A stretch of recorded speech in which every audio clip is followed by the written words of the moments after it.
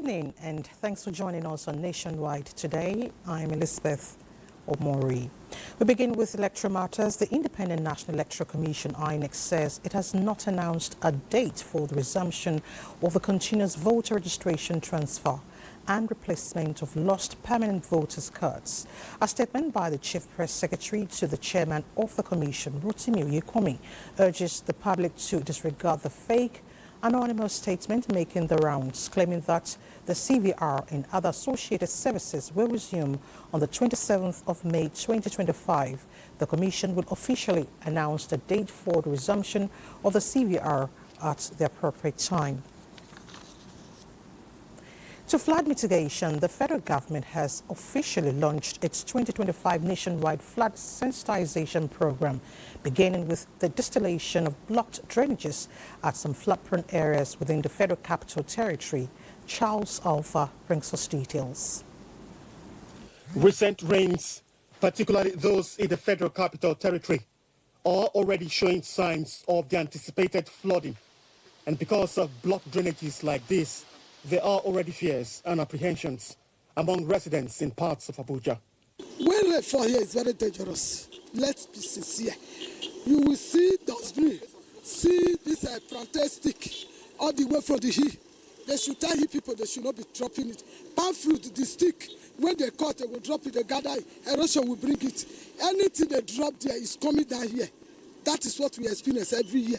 This is why the federal government, through the Erosion, Flood and Coastal Zone Management Department of the Federal Ministry of Environment, has commenced the 2025 Flood Awareness and Preparedness Campaign, beginning with the Federal Capital Territory. Part of activities marking the flag off was the desiltation of blocked drainages at the Nyanya Market and General Hospital. Over the years, they've been dumping refuse indiscriminately along this waterway, and at the end of the day, it got blocked through these pipes.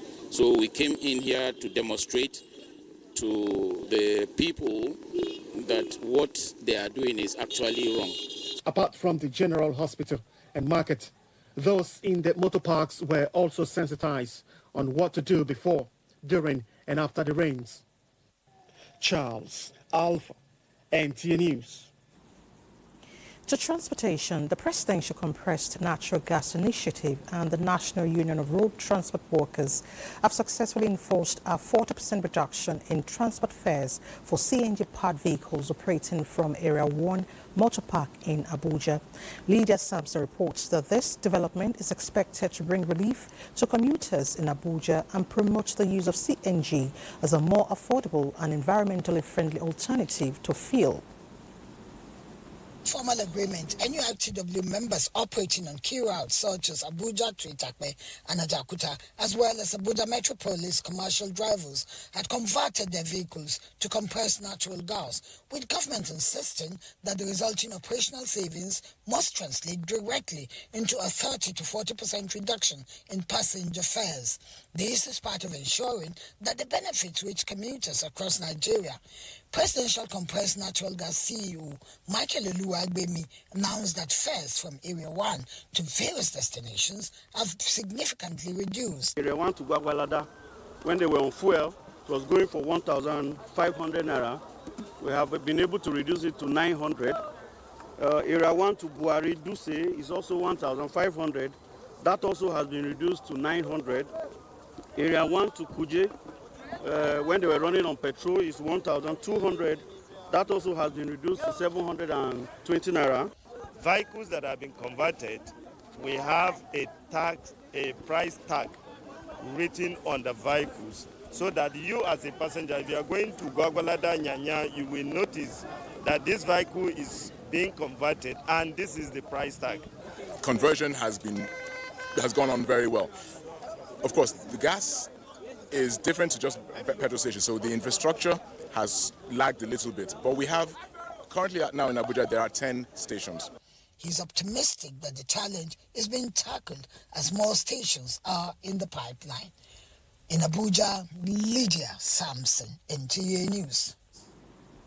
Meanwhile, life is gradually returning to Ovum community in Aba, where residents had endured years of uncertainty due to a devastating erosion that washed away buildings and farmlands. Chris Nana visited the ongoing construction site and now reports. This street leads to the heart of Ovum community, where erosion has washed away shops and worship centers. The street is equally in a bad shape, with potholes militating smooth ride. Abia State government awarded the rehabilitation contracts to OK and Jewel Construction Company to fill the erosion and asphalt it. The project, which commenced November 2024, has now progressed to constructing adjoining roads in preparation for stone-based laying. Residents who shared their experience recounted how the erosion rendered many people homeless. Mr. John Emeka, a property owner in the area, described his experience as daily nightmare. Everybody was passing through this way. We are passing through Abuja. But now I thank God that everybody now is passing through this way. Through the help of Alex with our government. The project is expected to be rounded off in 1 month's time. In Aba, Grace Nana, NTA News. To disease control, federal government has approved the establishment of disease-free compartments and zones for the production of 1.2 billion doses of vaccines across the board annually, with the National Veterinarian Research Institute, JOS, taking the driver's seat. Yusuf Jika reports that this is to enable the nation triumph better as one of the safest and leading destinations for beef production, marketing and consumption in the world. The National Veterinary Research Institute VOM has remained in the heart of the nation's livestock industry for decades, leading key research and discovery clinical solutions to animal diseases. During an inspection tour of some of the facilities at the Institute, Minister of Livestock Development, Idi Mukhtar Meha, said the temper for clinical surveillance, innovation and vaccines will be prioritized. This new ministry has already had a number of investment proposals from both local and foreign investors, particularly in the red meat industry. There is no way we can approach the international global market of red meat with zoonotic diseases all over the place. We have to be in the position to control all those endemic diseases in this country. We are willing to turn things around.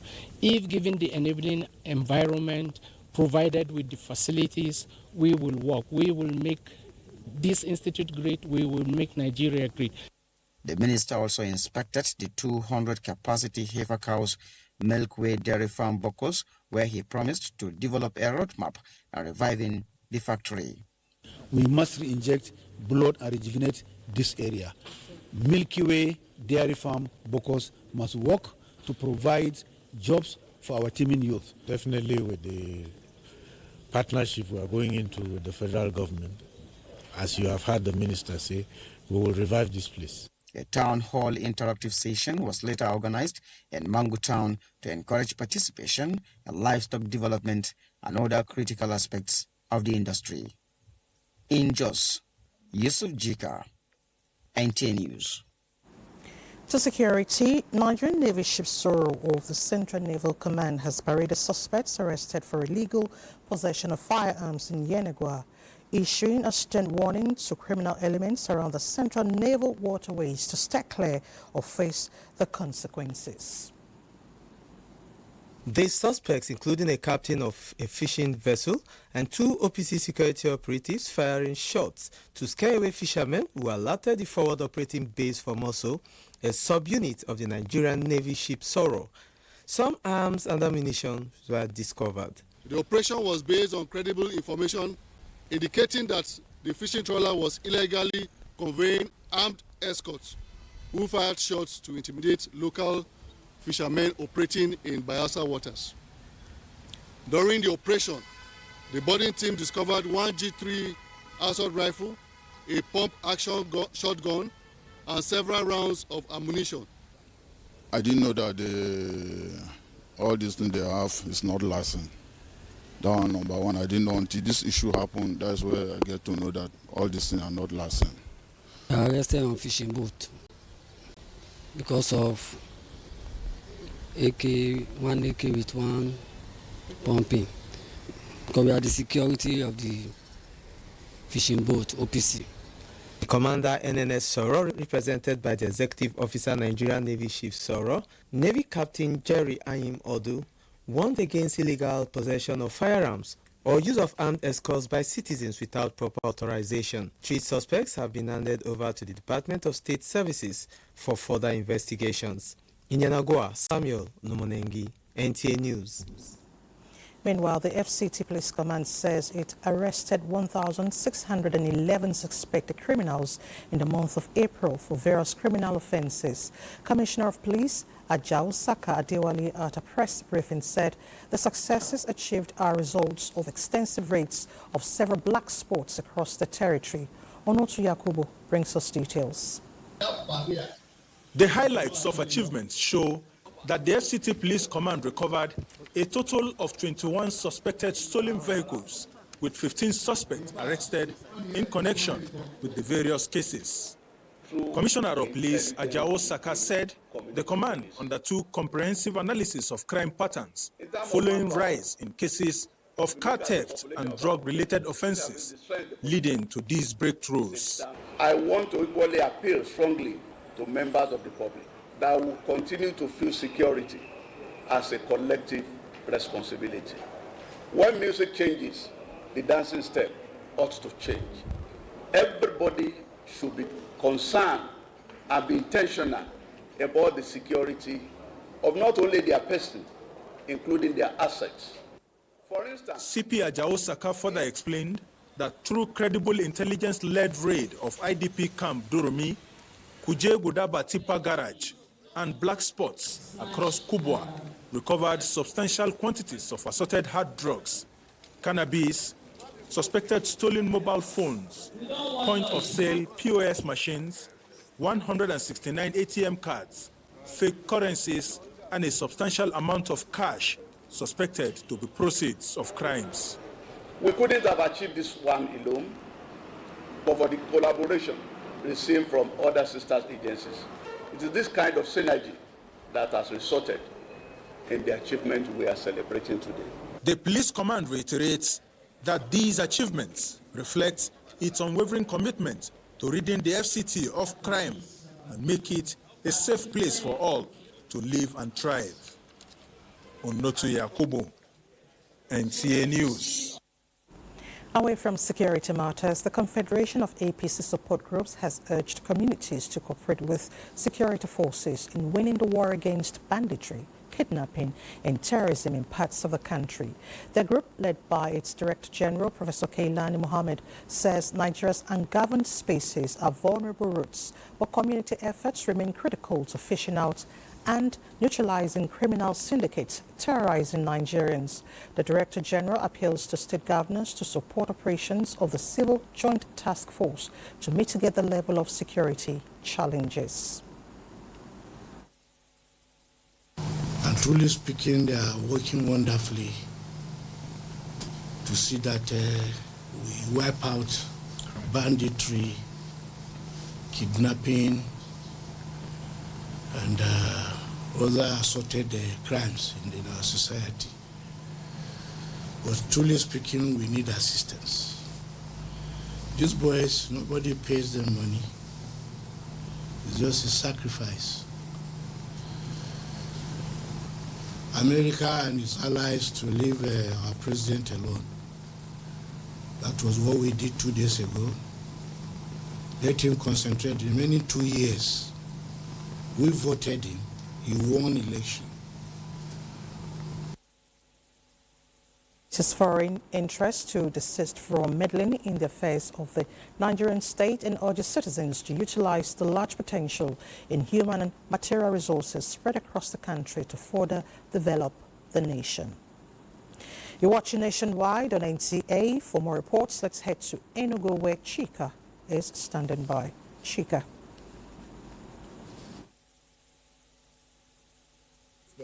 Welcome. This is Enugu Network Center. As part of an ongoing effort to reposition the APC as the dominant party in the southeast, selected party leaders in the zone, serving and past governors have met in a closed door in Enugu State to chart a new roadmap for the party. Comfort Anyim is our guide. Briefing newsmen at the end of the closed-door meeting, which lasted for 3 hours, Governor Hope Uzodimma of Imo State said the leaders have taken a resolution to unite the party in the zone to make APC the dominant party in the southeast. Governor Uzodimma added that the true meaning of power is proximity to access the source of authority. It is by joining the All Progressive Congress that is in charge of federal government of Nigeria and the over 22 subnational governments. The Southeast will be very, very close to the corridor of power. In a significant step towards party unity, Governor Uzodimma says the party also resolved to see APC in the southeast as a family. We have decided to take the bull by the horn, to be part of the national polity, to unite our party in the zone, strengthen our party in the zone, encourage our brothers and sisters, even those in political offices that are not members of APC, to see reason for the interest of Ndigo and Southeast as a zone. Serving Deputy Speaker of the Federal House of Reps, a born governor, past governors from the Southeast, National Vice Chairman of the party, Minister of Science and Technology, members of the National Assembly, senior officers of the federal government from the region and at the platform were at the APC Southeast Zonal Secretariat in Enugu, venue of the highly restricted and invitational meeting of select South leaders of APC. In Enugu, Comfort Anyim, NT News. The maiden summit of Nigerian former legislators held in Enugu State focused on deepening democracy and shaping national development. Chika Obo reports that the summit, which had in attendance former notable legislators across the country and governors, is a call to both serving and past leaders to uphold justice, equity, and fairness in the course of their service to the nation. This summit for former legislators, convened by the Deputy Speaker, House of Representatives, Benjamin Okezie-Kalu, hopes to identify the role former legislators play in deepening democracy and promoting national development. Recognize that the nation has invested vast resources in training each legislator present here. Allowing that investment to go to the West, all leading office should be discouraged at all costs. The national coordinator advocated for policies that ensure justice, accountability, and inclusiveness. Our gathering today is the dedication that former legislators occupy a unique and influential position in Nigeria's democratic journey, especially at the grassroots level. The guest speaker emphasized the need for awareness of free, fair, and transparent elections, which is the bedrock of democracy. A free and independent media that can report without fear or favor, the citizens who can express their opinions without repression, a vibrant and active civil society that holds government accountable and promotes democratic values. I want to add that as government, we are boldly inclined to partner with or collaborate with you in order to leverage this wealth of experience that we have here. A motion was later moved by the former governor of Imo State, Rochas Okorocha, and adopted by the chairman of the occasion, Pius Ayim Pius, for the adoption of the name Nigeria Former Legislative Forum. In Enugu, Chika Ugwu, NTA News. That's our contribution from here. Now let's observe a commercial break, and after which the news continues in Lagos.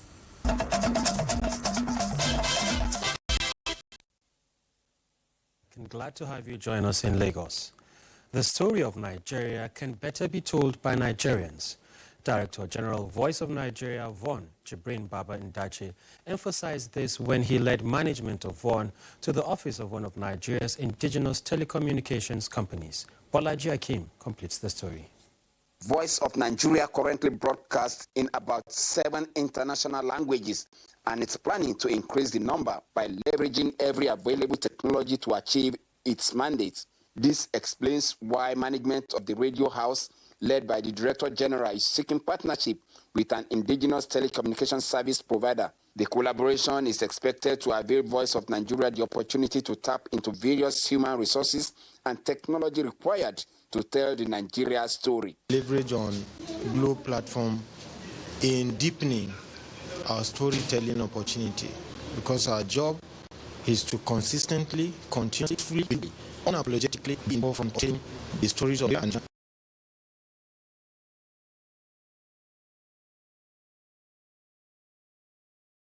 and Africa. And we can't do that when we don't have the right technology. For management of Globacom, the partnership, apart from providing high digital communication technology, will also serve as a means of propagating genuine and undiluted reports about Nigeria. Both organizations believe the collaboration will provide Nigerians the best information technology. In Lagos, Bolaji Akim, NTA News. In what officials describe as a major blow to transnational smuggling networks, the Nigeria Customs Service has announced seizures worth over 121 billion naira at the Apapa Command in Lagos. While tightening enforcement, the service is also extending a hand of goodwill to vulnerable communities. Correspondent reports on the dual mission of enforcement and impact. The seizure of 5 40-foot and 2 20-foot containers loaded with unregistered pharmaceuticals, some falsely declared as cosmetics, expired food items, and unauthorized drones like invalid end-user certificates is a major move to check dangerous importations that threaten public health and national security. Reference is hereby made to our ongoing collaboration with critical regulatory agencies, including but not limited to NAFDAC, NDLA, and the Office of the National Security Advisors. These collaborations operate under established memoranda of understanding and joint operational frameworks that have demonstrably enhanced our enforcement capacities. According to the Comptroller General, intelligence-led operations across ports have also led to narcotic seizures by over 34% in the first quarter of year 2025. In addition to enforcing the law, the Nigerian Customs is also carrying out humanitarian initiative in a community under Amuodofin local government area of Lagos State. We have brought exercise books, textbooks, school bags, and sandals for all the students of this school.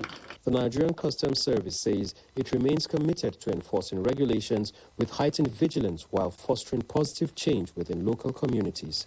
In Lagos, and that's it from Lagos. Nationwide will continue with Elizabeth in Abuja. Elizabeth, it's over to you. Thank you, Awal, and nice to see you. Still on drug interception, operatives of the National Drug Enforcement Agency, NDLEA, intercepted not fewer than 3,500,000 pills of opioids and 163,000 bottles of codeine syrup with combined street value of over 3,428 million naira in Rivers and Lagos states. Here is a compilation of various operations of the agency in the past week. 2 million pills of tafrodol weighing 225 milligrams and 163,000 bottles of codeine syrup were intercepted during a joint examination of a watch-listed container by NDLEA officers, men of Customs Service, and other security agencies at the Port Harcourt Port Complex, Rivers State. In Lagos, a total of 1.5 million pills of a controlled opioid were recovered from a suspect at the Alabaragu area of Ojo, while the source of the consignment was traced to Victoria Garden City, Lekki, residence of a suspect who is currently at large. Meanwhile, NDLEA operatives at the import shed of the Murtala Mohammed International Airport, Ikeja, Lagos, intercepted 42 parcels of Canadian loud, a strong strain of cannabis weighing 20 kilograms, concealed in tins of chocolate, beverage, white and dark red kidney beans packaged as part of cargoes that came into Lagos Airport on board a flight to Canada. 3 suspects, including the receiver, were arrested. In like manner, a businessman with 8,130 pills of tramadol was also arrested at the Lagos Airport while attempting to board a flight to Italy. In Kaduna, NDLEA operatives on patrol intercepted a commercial vehicle coming from Nasarawa State heading to Zamfara State. The three of 242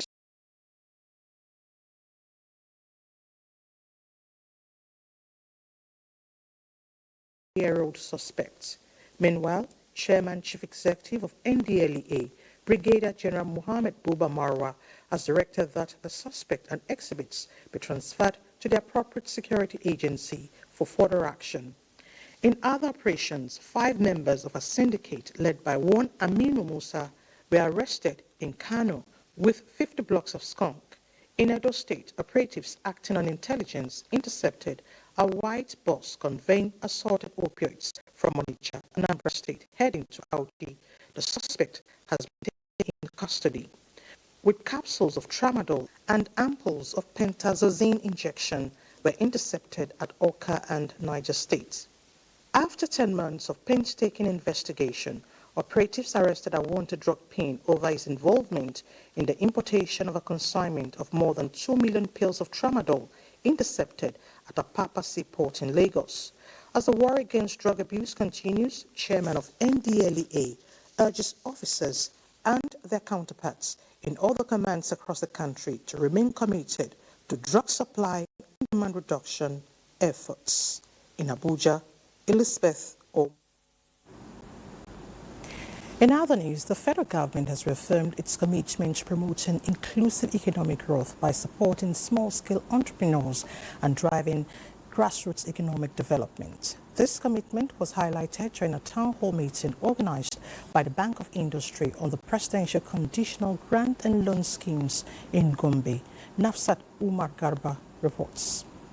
Micro, small and medium enterprises drives economic development and complement existing medium and industry, percent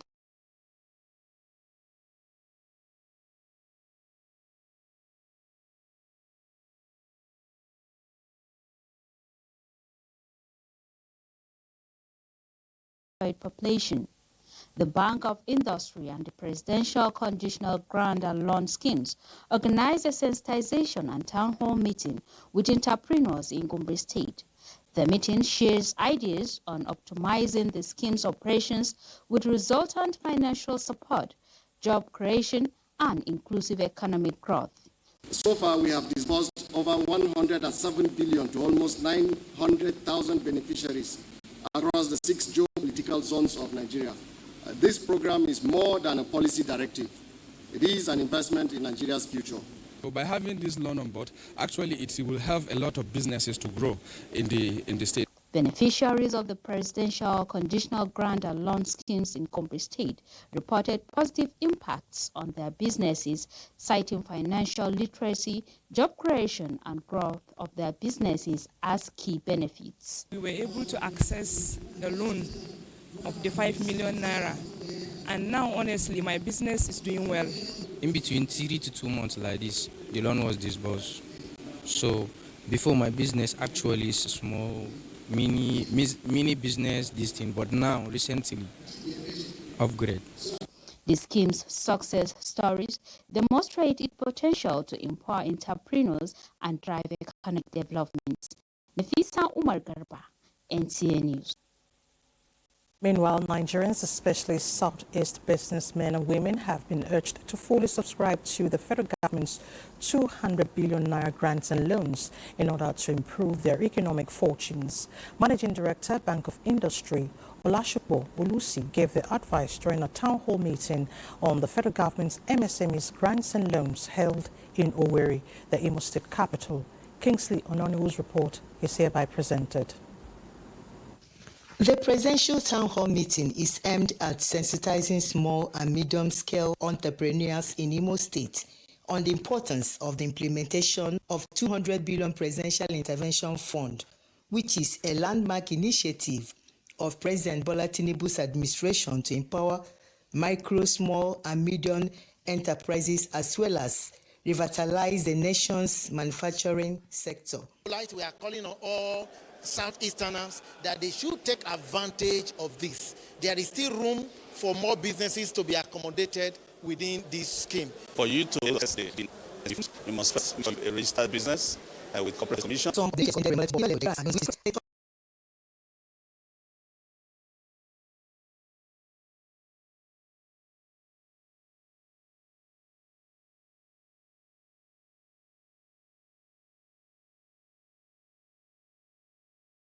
Business ventures. I want you people to help me thank the federal government who helped me to start up my business again. The 200 billion naira federal government loan scheme has interest rate of 9% per annum, repayable within 3 years, including a 3-month moratorium. Over 29,000 people from Imo State have so far benefited from the loan scheme. And it's time to join Mary in Jos for more reports.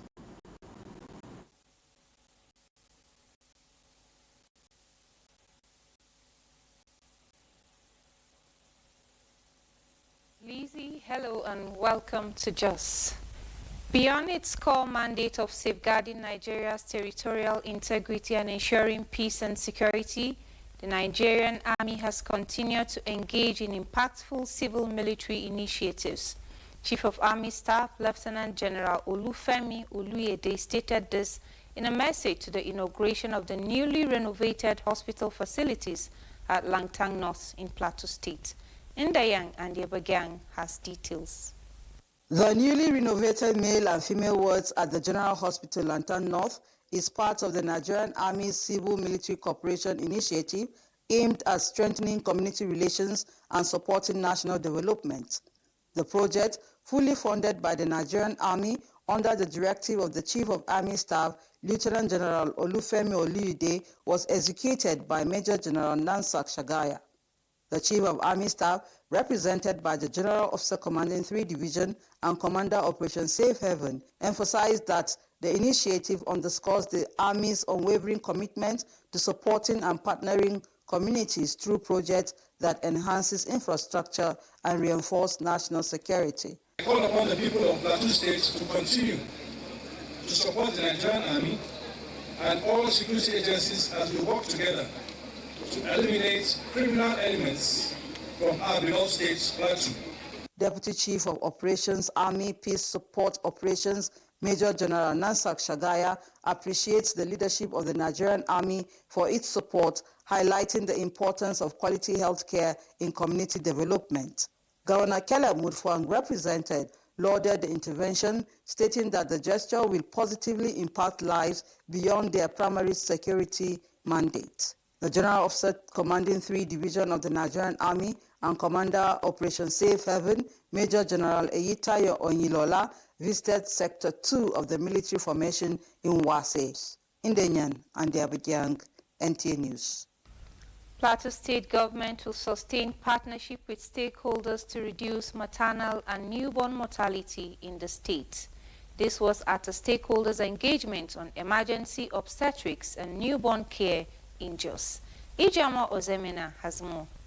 Plateau State, like other parts of Nigeria, has continued to grapple with high maternal and newborn mortality rates, with recent data of 556 and 814 deaths per 100,000 births. Reports on a study conducted in 2024 by relevant stakeholders in health sector reveals a maternal mortality rate of 905 per 100,000 live births, while under 5 mortality rate is 110 per 1,000 live births, with rural areas experiencing higher rates. These statistics, key players say, is unacceptable. Now that we understand that we have a problem, is for us to come together, pinpoint where and how we're supposed to handle those particular challenges, and give the blueprint of those particular things that we've identified to the government. We are calling on people who are working at these service delivery points.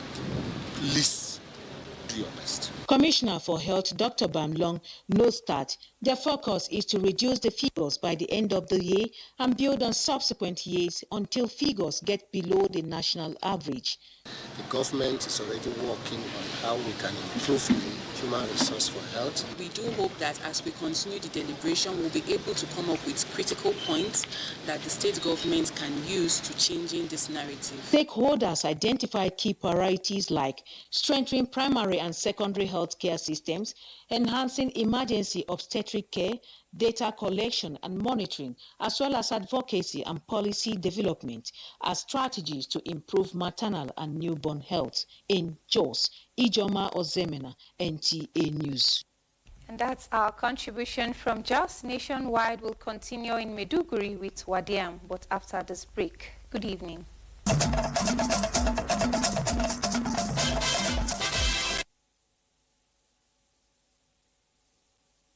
Welcome to Maiduguri. Borno State Government, through the Ministry of Health and Human Services, in partnership with key stakeholders, has reiterated its commitment in ensuring an end to malaria in Borno. Umar Jimbarima reports that health experts are calling for collective efforts to fight the scourge identified as one of the worst killer diseases of especially children under 5. Health experts, key stakeholders, traditional title holders, media organizations, and other health workers and practitioners converged on Maiduguri to chart a new course for malaria eradication in Borno State. One of the aspects that we have done at state government level, Borno State Commissioner of Health and Human Services, Professor Babamalam Gana, noted that the state government has intensified efforts in implementing the national malaria control strategies, including community-based activities for malaria prevention and treatment in endemic areas. The commissioner also emphasized that the Borno State government is spending huge amount of money fighting the scourge, hence the need for all hands to be on deck to eliminate malaria through massive awareness and sensitivity. We must be in malaria prevention and treatment, prioritizing it in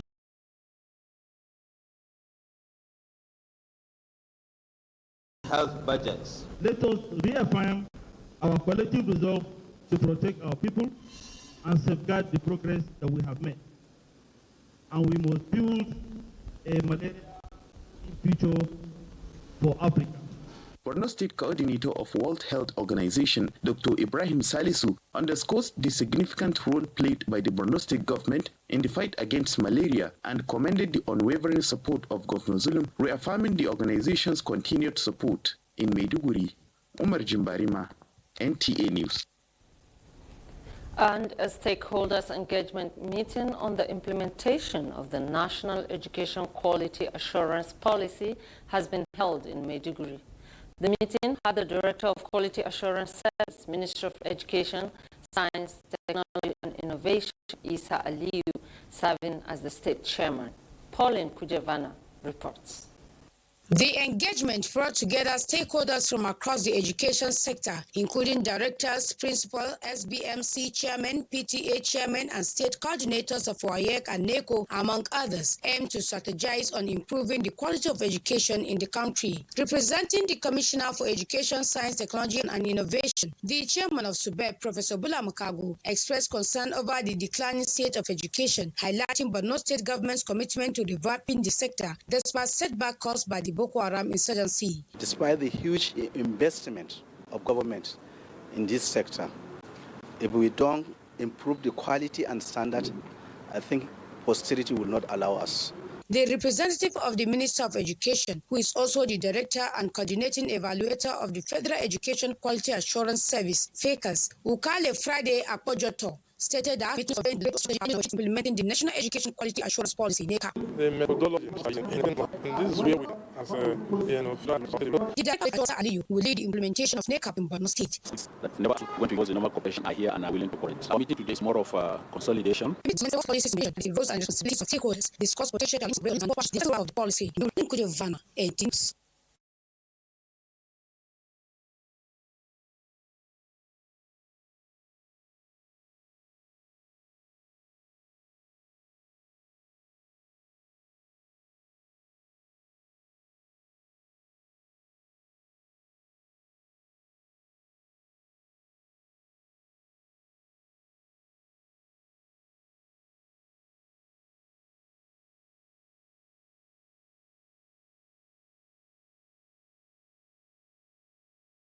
From Maiduguri. It's back to Elizabeth in Abuja for the continuation of Nationwide. Good evening, Elizabeth. Thank you so much. Still talking education, the Northeast Governors Forum has resolved to partner the National Commission for Almajiri and Out-of-School Children's Education to ensure that every child has access to equitable and inclusive education. The Executive Secretary of the Commission, Dr. Mohammed Sani Idris, stated this shortly after his engagement with the governors during their 11th meeting held in Damaturu, Yobe State. Yunusa Suleiman reports.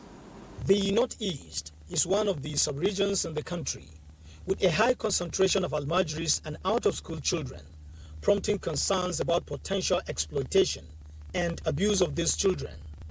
To address this challenge, governors from the sub-region in their 11th meeting were briefed by the Executive Secretary of the National Commission for Almajiri and Out-of-School Children's Education on the need to forge a strong partnership towards enrolling these children in formal schools. I've discussed also with the governors the need to support us with a place where we will replicate the Kaduna school, the Tinubu Legacy School that is now operational in Kaduna, where Almajiri are being exposed to Western education, Arabic language, and skills acquisition. We were also able to discuss the flight of the out-of-school children, where we saw together that this is a time bomb that is awaiting explosion. And the Northeast is already ravaged with this mayhem that is unleashed on us by Boko Haram. So it should be our resolve not to allow again any form of insecurity. This subnational partnership is seen as a promising step for this category of children to reach their full potential. In Damaturu, Yunusa Suleiman, NTA News. In other developments, the National Council of Women's Societies is spreading its tentacles to various agencies and organized bodies in scaling up gender-based violence advocacies in the 36 states and the FCT. President of the Council, Edna Azura, gave this information while unveiling 3 vehicles donated to the Council by the First Lady, Oluremi Tinubu. Ngozi Teknikio reports. Highlighting the feats achieved so far within her 100 days in office as president of NCWS, Princess Azura reviewed her synergy with the Nigerian Governors Spouses Forum and the Independent National Electoral Commission (INEC) to ensure adequate inclusion of women in different political parties' executives, among others.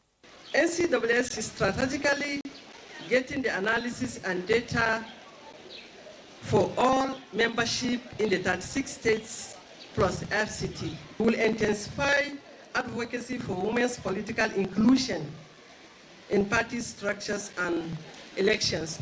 The joy of NCWS members knew no bound as a minibus and 2 other vehicles donated by their grand patron and First Lady of Nigeria to aid their movement were inaugurated by the Minister of Women Affairs. The blueprint that we're unveiling today is more than just a plan. It's a collective compass. It's an outlined, bold, structured and sustainable pathway to advance women's rights, our agency and leadership across the Federation. You will agree with me that this is divinely ordained. It is God that is seeing her through and He will continue to see you through. The gift, NCWS President said, will spur her to do more, especially in reaching out to women at the grassroots. In Abuja, Ngozi Teknikio, NTA News. And on the road to conclave, twists and turns have continued in the build-up to the election of a new pope at the Vatican, few days to the conclave. In the latest development, reports say Filipino Cardinal Luis Antonio has now replaced Italian Cardinal Pietro Parolin as the new favorite to become the next pope following the death of Pope Francis on April 21. What is expected on the road to the conclave? Pope Francis died on April age of 88, 12 years as the leader of the Roman Catholic Church. His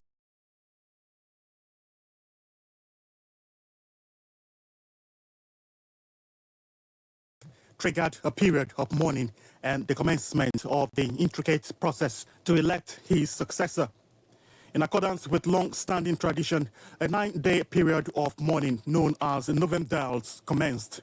This period is marked by special masses and prayers by cardinals from around the world. Beginning shortly after the funeral, the College of Cardinals commenced a series of meetings known as General Congregations.